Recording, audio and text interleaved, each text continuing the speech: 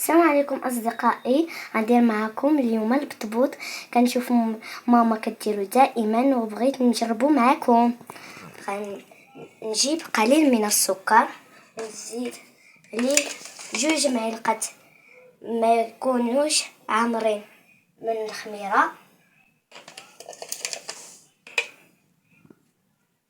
نزيد ماء دافئ وغنجيب الدقيق. درت 2 زلايف ديال الدقيق الاصفر وزلافه ديال الدقيق الابيض، غندمجوهم.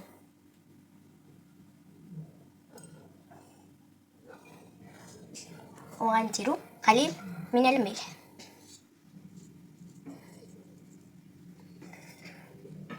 هذاك اللي خلينا يرتاح غنكبوه.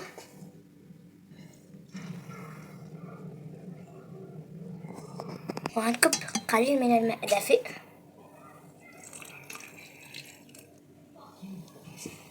وغنحركوه.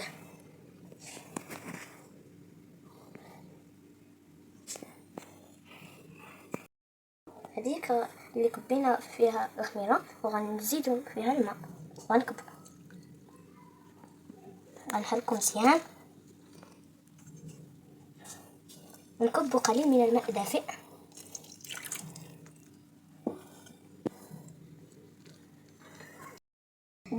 درنا الماء وغنحاولوا نجمعوا العجين. العجين ديالنا دابا واجد، غنغطيوه باش يرتاح حتى نوجدو الطبله باش نقطعوه. بعد ما قرصنا البطبوط ديالنا غنغطيوه يرتاح شويه ونطيبوه. البطبوط ديالنا كيتنفخ، ها هو. عجبكم البطبوط ديالنا؟ طلع موجود. بسم الله، ها هو منفوخ.